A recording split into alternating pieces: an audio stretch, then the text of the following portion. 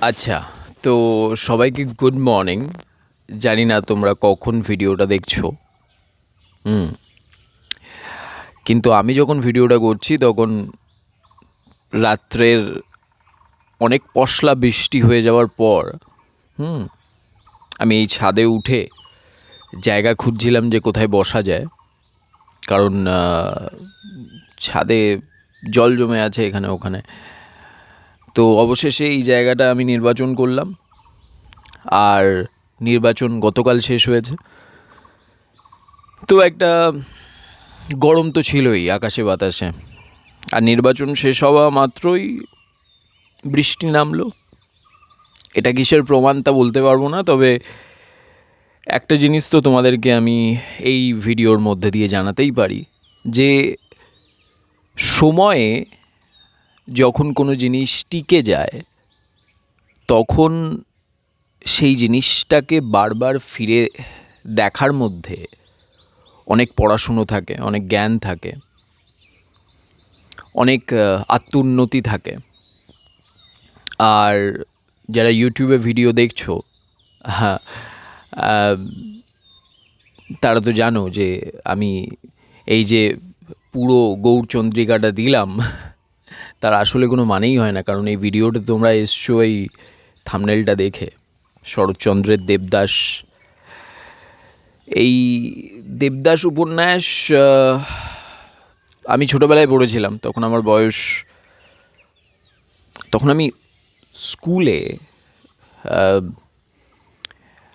এবং যখন দেবদাসের সঙ্গে আমার পরিচয়, শরৎচন্দ্রের লেখার সাথে আমার পরিচয় ঘটলো, তখন হঠাৎ করে আমি অনুভব করলাম যে বাংলাটা কম জানি, মানে বাংলাটা কতটা কম জানি।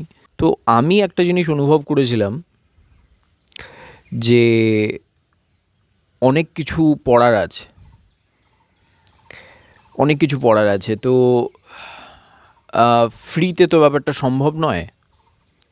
সরকারি লাইব্রেরিগুলোর যে ঠিকানা সেগুলো আমার জানা ছিল না সেই সময়। তো ওই পকেট মানিকে মানে সঞ্চয় করে করে করে করে বই কেনা, তারপরে বইগুলো পড়া। তারপরে একটা সময় আমি অনুভব করলাম যে বাংলার অর্ধেক শব্দের আমি মানেই জানি না। যখন ওই বঙ্কিমচন্দ্র পড়ছিলাম বা এরকম অনেক লেখকের বই পড়ছিলাম, যেখানে আমার মনে হচ্ছিল যে একটা বাংলা অভিধান কেনা খুব দরকার। তো তখন তো ওই মোবাইল ফোনে চল ছিল না, যেখানে আমরা বেঙ্গলি টু বেঙ্গলি ওই অ্যাপসগুলো রয়েছে যেগুলো পাওয়া যায়। এখন তো এআই এর সময় কত সহজেই আমরা সব শব্দের মানে জেনে যাই। তো তখন ওই টাকা জমিয়ে আবার কিনতে হলো বাংলা অভিধান। যাই হোক, আর বেশি বকবক করব না। দেবদাস, শরৎচন্দ্র চট্টোপাধ্যায়ের লেখা ৮০ পাতার এই উপন্যাস, দেজ থেকে প্রকাশিত হওয়া এই যে তোমরা দেখছো আমার কাছে কপিটি, এটি আমার পছন্দের কপি। কারণ খুব সাদামাটা একটা প্রচ্ছদ এবং দেজের বাঁধানো ভালো। বইটির মূল্য, মুদ্রিত মূল্য ৬০ টাকা। এর ওপরে যেমন তুমি ডিসকাউন্ট পাবে, খুব কম টাকায় চলে আসে, ৫০ টাকার মধ্যে বইটা পেয়ে যাবে। তো প্রশ্ন তো মূল্যের নয়, প্রশ্ন হচ্ছে এই কাহিনীর বেঁচে থাকা। আমি কি হৃদয় ভাঙা এক প্রেমের গল্প কিভাবে এতদিন বেঁচে রইল, বা এটা কি কোনো প্রেমের কাহিনী যা সময়ের পর সময় পরিচয় দিয়ে এলো যে, বা পরীক্ষা দিয়ে এলো যে এই গল্পের আয়ু কতটা লম্বা। তো সেটাই কোনো একটা জায়গায় আমার মনে হয় তোমাদেরকে জানানোটা খুব দরকার। আচ্ছা, এই যে বুক রিভিউ আমি করছি, আজকের এই বুক রিভিউ, তাতে কিন্তু আমি তোমাদেরকে বলবো না যে মানে এই উপন্যাসটি প্রথম থেকে কিভাবে শুরু হচ্ছে, শেষ পর্যন্ত কী হলো, এই সব নয়। ছোটোবেলায় যখন আমি পড়েছিলাম শরৎচন্দ্রের দেবদাস, সে সময় আমার মনে হয়েছিল দেবদাস মানে শেষ হতে হতে আমি এত কেঁদেছিলাম যখন দেবদাস মারা যাচ্ছে। সেই জায়গাটা এত সুন্দরভাবে লিখেছিলেন, মানে শরৎচন্দ্র চট্টোপাধ্যায় লিখেছেন। তো আমি কেঁদেছি অনেকবার, আমি বইটি পড়েওছি অনেকবার। আমার কাছে মুভিগুলো মানে যতগুলো চলচ্চিত্র হয়েছে বাংলা হিন্দি মিশিয়ে, আমি অতটা আমাকে কানেক্ট করেনি যতটা বইটা করেছে। তো আমার সেই সময়ের যে অনুভূতি, যে এক্সপিরিয়েন্স, সেটা 2026-এ এসে যখন আমি আবার শরৎচন্দ্রকে পড়লাম, আবার দেবদাস পড়লাম, তখন সেটা আমূল বদলে গেল। এই কারণে বদলে গেল যে এটা এখন আমার মনে হচ্ছে যে এক ধরনের ইনস্ট্রাকশন বা অ্যাডভাইস শরৎচন্দ্র চট্টোপাধ্যায়ের থেকে, যে উনি শেষে কিন্তু বলছেন যে যদি কখনো তোমরা দেবদাসের মতো কোনো ব্যক্তির সঙ্গে তোমাদের পরিচয় হয়, তাহলে তার প্রতি করুণা রেখো। কিন্তু আমার মনে হয় এটা ইনস্ট্রাকশন সেই সকল মানুষের জন্য যাদের জীবনে অনেকগুলো জিনিস নেই। যেমন দেবদাসের জীবনে অনেকগুলো জিনিস ছিল না, যার জন্যে দেবদাসের পরিণতি এরকম হয়েছে। আর দেবদাসের জীবনে এমন অনেকগুলো জিনিস ছিল যার জন্যও দেবদাসের এই পরিণতিগুলো হয়েছে। সেগুলো পরপর আমি ডিকোড করব, আমি যাব আমার কি মনে হয়েছে। তো গল্পের শুরুতে আমরা দেখতে পাই যে দেবদাস পার্বতী পাঠশালায় পড়ছে, ছোটো থেকে বড় হচ্ছে, এবং 1917-র দিকে দেবদাস প্রকাশিত হয়। তো সেই সময় জাতপাতের ব্যাপারটা তো চরমে ছিল, মানে ইনি ব্রাহ্মণ, উনি শূদ্র, উনি কায়স্থ, উনি এই, উনি সেই। এখনও রয়েছে, এখনও কিছু মানুষ সেই সব জিনিস মেনে চলে। যাই হোক, সেটা তাদের ব্যক্তিগত বিষয়, যদিও এগুলো ঠিক নয়। আমরা যত পড়াশুনো করি, ঠিকঠাক পড়াশুনো করি, বাই দ্য ওয়ে, স্কুলে যাওয়া, সার্টিফিকেট নেওয়া, ডিগ্রি নেওয়া, এসবকে আমি খুব একটা পড়াশুনোর মধ্যে রাখি না। ডিগ্রির বাইরে গিয়ে মানুষ যত পড়াশুনো করে, পৃথিবীকে জানে। কয়েক লক্ষ বই রয়েছে পৃথিবীতে, ভালো ভালো বই রয়েছে, যে বইগুলো যদি আমরা পড়ি তাহলে খুব একটা আমাদের অসুবিধা হয় না নিজেকে শিক্ষিত করে তুলতে, প্রকৃত শিক্ষিত করে তুলতে। তো এইরকম অবস্থায় দেবদাস পার্বতী যখন বড় হচ্ছে, তারপর পার্বতীর মা, মানে পার্বতীর বাড়ির লোক সম্বন্ধ নিয়ে গেল দেবদাসের বাড়িতে, দেবদাসের মার সঙ্গে কথা বলল। তখন দেবদাসের মা এবং তার বাবা, প্রথমে তার মাই প্রতিক্রিয়া দিল যে না, সম্ভব নয়, দেবদাসের সঙ্গে পার্বতীর বিয়ে একেবারেই সম্ভব নয়। তার কারণ এক তো ঘরের পাশে সম্বন্ধ, আর তারপর তোমাদের বেচা কেনা, মানে আগেরকার দিনে এরকম হতো যে মেয়েকে বিয়ে দিলে টাকা নিত মেয়ের বাড়ির লোকরাই। তো এরকম একটা প্রথা চলে আসছে পার্বতীর বাড়ির দিক থেকে, যে তাদের বাড়িতে আগে যত মেয়েদের বিয়ে হয়েছে তারা, পার্বতীর বাড়ির লোক টাকা নিয়েছে। তো এই ইস্যুগুলো তুলে দেবদাসের মা আপত্তি জানায় যে তোমাদের ঘরে আমার দেবদাসের বিয়ে দেব না। তারপরে তার বাবাও একমত হয় দেবদাসের মায়ের সাথে। সেটা পার্বতী শোনে, এবং পার্বতীর মনে হয় কোনো একটা জায়গায় যে যদি সে গিয়ে দেবদাসের সাথে কথা বলে তাহলে দেবদাস রাজি হবে। এবং সেই সময় যখন পার্বতী, মানে সেই সময়টা বোঝো, মানে এখান থেকে আমি 150 বছর আগেই ধরছি, প্রায় 150 বছর আগে। তো প্রায় 150 বছর আগের বাংলা, সেখানে একটা মেয়ে দেবদাসকে তার মনের কথা বলছে, এবং এরকম একটা পরিস্থিতি হয় যে দেবদাসের বাড়িতে সে রাত্রে যায়। উপন্যাসে রয়েছে যে রাত্রে সে দেবদাসের বাড়িতে যায়, দেবদাসের পায়ে মাথা রেখে সে ভালোবাসা ভিক্ষা করে। তো এইরকম একটা নারী চরিত্র কিন্তু খুব কম পাওয়া যায়, খুবই কম পাওয়া যায় সেই সময় দাঁড়িয়ে। কিন্তু পার্বতী ছিল, তার রূপও ছিল, তার শক্তিও ছিল, মানসিক শক্তি, যেটার প্রকাশ পাই আমরা এই উপন্যাসের মধ্যে দিয়ে। তো এর আগে আমি আরেকটা জিনিস তোমাদেরকে বলে রাখি যে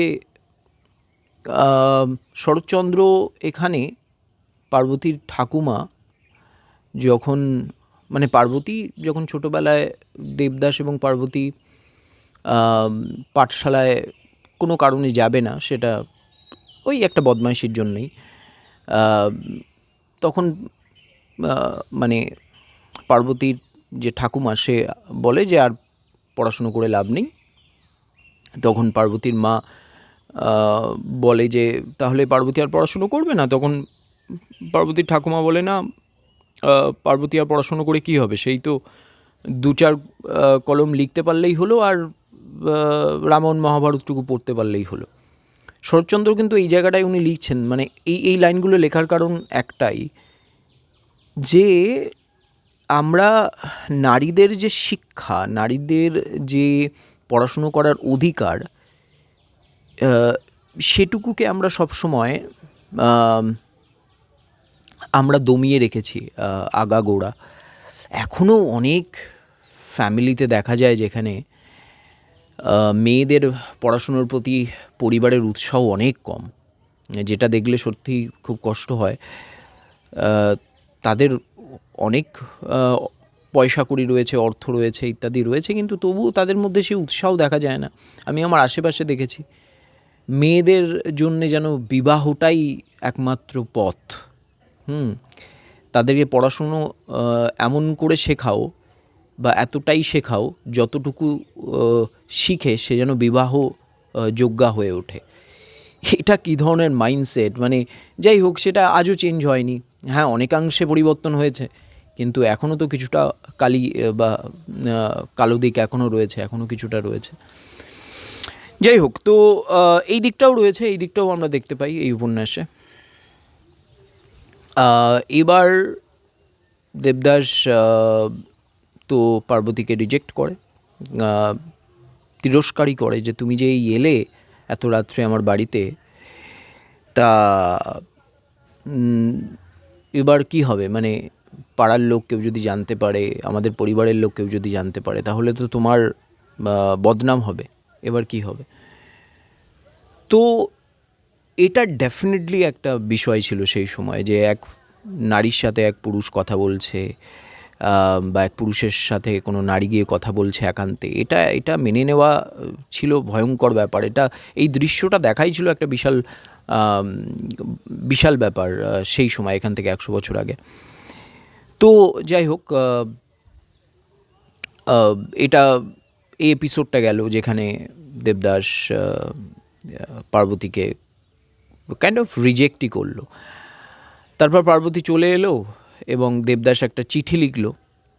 সেই চিঠিতে দেবদাস জানালো যে সে কেন পার্বতীকে গ্রহণ করতে পারবে না, আর সে এটাও জানিয়ে দিল যে পার্বতী কেন তার জন্য যোগ্য নয় ইত্যাদি। চিঠিটা পাঠিয়ে দেওয়ার পরপরই দেবদাস কিন্তু আক্ষেপ করতে লাগলো যে এটা বোধহয় ঠিক হলো না এই চিঠিটা লেখা। এখানে একটা হিউম্যান সাইকোলজি আমরা দেখতে পাই মানুষের, যে আমরা একটা কথা বলে ফেলার পরই আক্ষেপ করি, একটা কোনো কাজ করে ফেলার পরই আক্ষেপ করি। আর এরকম কিন্তু অবস্থা কিন্তু মানুষের হয়, এবং আমাদের প্রত্যেকের হয়। কোনো একটা সিদ্ধান্ত নেওয়ার পর আমরা ভাবি যে সিদ্ধান্তটা নেওয়া ঠিক হয়নি, এবং অধিকাংশ সময় এটা হয় যখন আমরা আবেগের প্রভাবে এসে কোনো রকম সিদ্ধান্ত নেই, তাই না? তো দেবদাসের সঙ্গে ওটা দেখা যায়। তারপর দেবদাস আবার ফিরে আসে তার গ্রামে ফিরে এসে দেবদাস পার্বতীকে বলে যে না, আমি তোমাকে বিয়ে করতে চাই, আমি বাবা মাকে রাজি করিয়ে নেব। তো তখন পার্বতী বেঁকে দাঁড়ায়, সে বলে কেন, আর হবে না। তো দেবদাস ভেবেছিল হয়তো পার্বতী সারা জীবন তার জন্য বসে থাকবে। তার মধ্যে এই চাপা অহংকারটা কিন্তু সবসময় ছিল, এইটা ফুটে ওঠে দেবদাসের কথায়। সে বলে না, আমি জানি তোমার বাড়ির লোক তো মেনেই নেবে, আর শুধু তুমি রাজি হলেই হবে। বলছে না, আমার বাড়ির লোকও মানবে না। আমার বাড়ির লোক কেন মানবে? তারা এখন নারাজ, তারা তোমার সঙ্গে বিয়ে দিতে চায় না আমার। তো এইটা দেবদাসকে খুব মানে তার ইগোটাকে, বুঝতে পারছো, তার অহংকারটাকে, অভিমানটাকে মানে খুব আঘাত করে, এবং সে তখন পার্বতীকেও আঘাত করে শারীরিকভাবে, এবং পার্বতীর মুখের ওপর একটা দাগ চলে আসে। তো এটা হয়।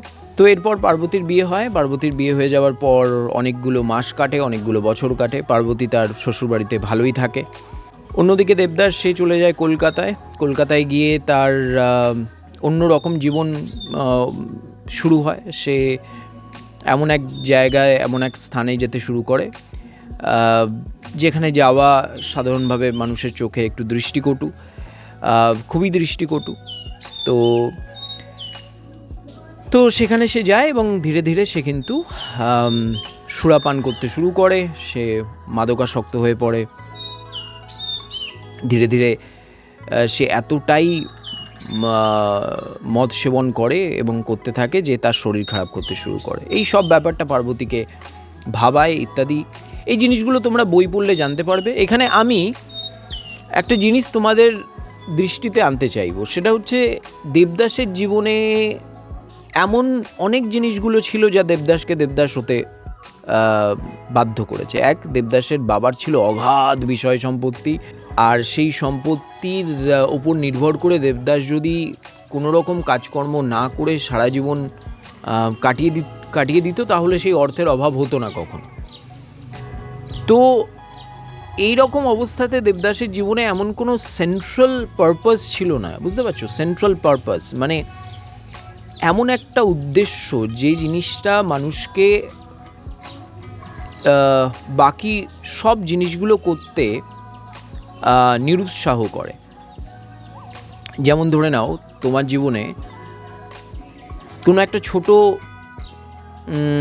দুর্ঘটনা ঘটে গেল, মানসিক শারীরিক যে কোনো দুর্ঘটনা হতে পারে, কিন্তু সেই দুর্ঘটনা সত্ত্বেও তুমি আবার ফিরে আসবে তোমার মূল কাজে, মূল লক্ষ্যে। ধরে নাও তোমার মূল লক্ষ্য হলো যে তুমি একজন পুলিশ ইন্সপেক্টর হবে।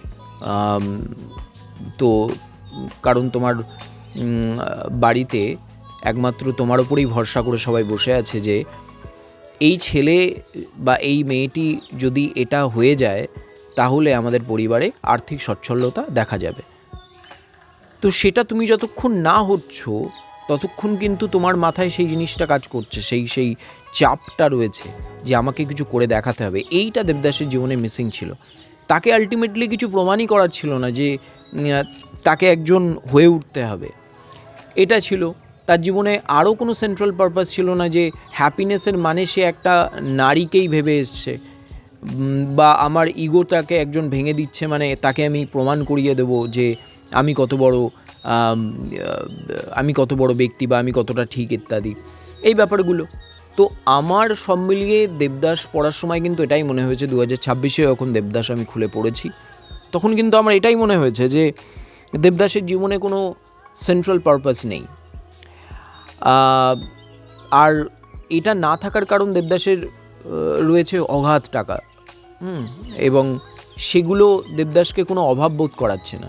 আর সেই অভাব বোধ না করার ফলে দেবদাসের জীবনে একটাই মূল লক্ষ্য হয়ে দাঁড়ালো যে আমাকে প্রমাণ করতেই হবে যে আমি কতটা দুঃখী। আর সেই দুঃখকে মেটানো বলো বা দুঃখকে বাড়ানো বলো, সেই কারণেই সে মদের দিকে বারবার করে ছুটে গেছে। তো আমার এখানে তো এই উপন্যাসের অষ্টম অধ্যায়ের একদম শুরু থেকে যে প্রথম প্যারাগ্রাফটা, সেই প্যারাগ্রাফটা পড়লে তোমরা জানতে পারবে যে দেবদাস কী ধরনের মানুষ। শরৎচন্দ্র বলছেন যে কিছু মানুষ ভেবে অনেক ভাবনা চিন্তার পর ডিসিশন নেয়, কিছু মানুষ একদমই ভেবে চিন্তা ডিসিশন নেয় না। হ্যাঁ, সেই পুরোটা তোমরা জানতে পারবে যদি এই উপন্যাসটা পড়ো।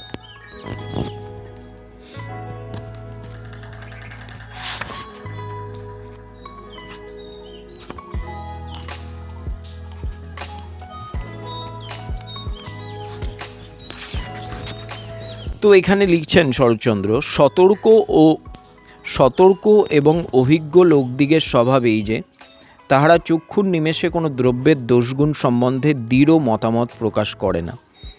সবটুকুর বিচার না করিয়া, সবটুকুর ধারণা করিয়া লয় না, দুটো দিক দেখিয়া চারিদিকের কথা কহে না। কিন্তু আর এক রকমের লোক আছে যাহারা ঠিক ইহার উল্টা। কোনো জিনিস বেশিক্ষণ ধরিয়া চিন্তা করার ধৈর্য ইহাদের নাই, কোনো কিছু হাতে পড়িবা মাত্র স্থির করিয়া ফেলে ইহা ভালো কিংবা মন্দ, তলাইয়া দেখিবার পরিশ্রমটুকু ইহারা বিশ্বাসের জোরে চালাইয়া লয়। এ সকল লোক যে জগতে কাজ করিতে পারে না তাহা নয়, বরঞ্চ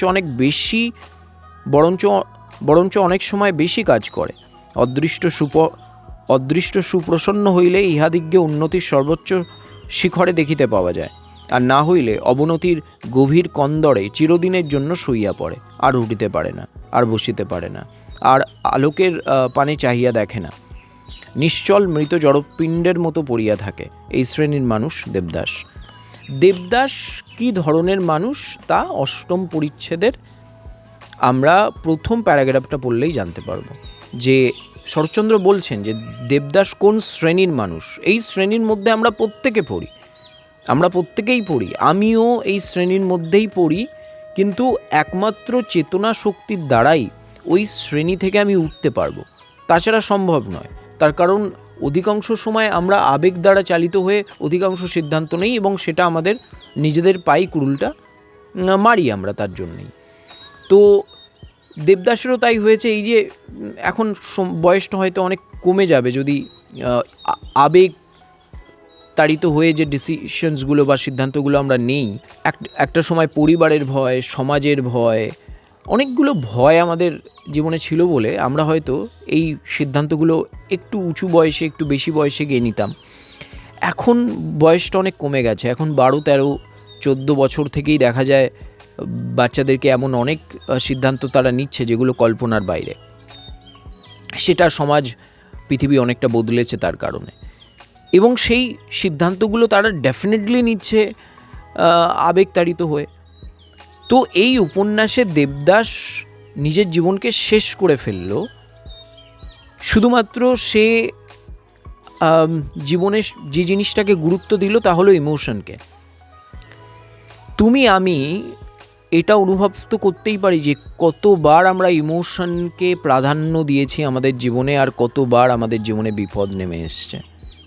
তারপরে আমরা মাথা খুঁড়েছি, আমরা বুক চাপড়েছি, কেঁদেছি, আর ভেবেছি যে এই ধরনের ডিসিশন আমি কেন নিলাম, এতটা আবেগপ্রবণ আমি কেন হয়ে পড়েছিলাম সেই সময়। এটা তখন হয় যখন আবেগ কমে যায় আর আমাদের চেতনা আস্তে আস্তে ওপরের দিকে উঠতে থাকে। তো এটাই আমার অবশেষে বলার। এমন অনেক কিছু আছে হয়তো বলার, যা এই মুহূর্তে মনে পড়ছে না, বইটা পড়ার সময় মনে পড়ছিল। এটা তোমাদের সাথে শেয়ার করা কাইন্ড অফ, জানি একটা র্যাম্বল মতো হলো, অগোছালো একটা পাঠ প্রতিক্রিয়া, কিন্তু কি করা যায়, এই ধরনের এক্সপিরিয়েন্স একটু শেয়ার করে রাখলে পরে গিয়ে আমি এই ভিডিওটা যখন নিজে দেখব তখন হয়তো কম্পেয়ার করতে পারবো যে আমার চিন্তাভাবনা 2026-এ দেবদাস পড়ার পর কেমন হয়েছিল। দেবদাস থেকে এমন অনেক লেসেন্স আছে যা তুমি শিখতে পারো যদি তোমার বয়স ওই ধরে নাও 14 থেকে 24-এর মধ্যে হয়। তুমি যদি অধিকাংশ সিদ্ধান্ত আবেগের দ্বারা চালিত হয়ে নাও, আর তুমি যদি এই উপন্যাসের মর্মার্থ বোঝো, তোমার বয়স যদি একটু বেশি হয়, এখন যদি তুমি সিদ্ধান্তগুলো আর আবেগ তাড়িত হয়ে না নাও, তাহলে তুমি আগামী প্রজন্মকে সাহায্য করতে পারবে, একটা পথ দেখাতে পারবে যে আবেগটাই সব নয়। আর আমার মনে হয় এটা একটা গাইড বুক হতে পারে দেবদাস, এটা কোনো রোম্যান্টিক উপন্যাস নয়। শরৎচন্দ্র চট্টোপাধ্যায় আমাদেরকে অন্য কিছু বোঝানোর চেষ্টা করেছেন। একটা ইশারা রয়েছে এই বইটার মধ্যে, যে ইশারাটাকে ধরাটা খুব ইম্পর্ট্যান্ট। তো যাই হোক, অনেক লম্বা হয়ে গেল ভিডিওটা। আমি তোমাদের সঙ্গে কথা বলবো আরও কোনো নভেল নিয়ে, ক্লাসিক নিয়ে, যেখান থেকে আমরা শিখবো আরও অনেক কিছু। তোমার সঙ্গে দেখা হচ্ছে অন্য একটা ভিডিওতে। আর এই ধরনের ভিডিও আমি আপলোড করবো এবার থেকে। আগে যা ভিডিও হয়েছে, যে পত্রিকাগুলো দেখাতাম তোমাদেরকে, বিভিন্ন পত্রিকা দেখিয়েছি ইত্যাদি, ওই জিনিসগুলো হয়েছে। এবার থেকে আমি চেষ্টা করব যে ক্লাসিক নিয়ে আলোচনা করার।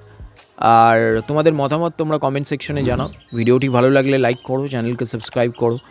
আর তোমরা জানাও যদি কোনো ক্লাসিক তুমি চাও আমি পড়ে এই ধরনের আলোচনা করি আমার চ্যানেলে। Thank you so much for watching this video. By.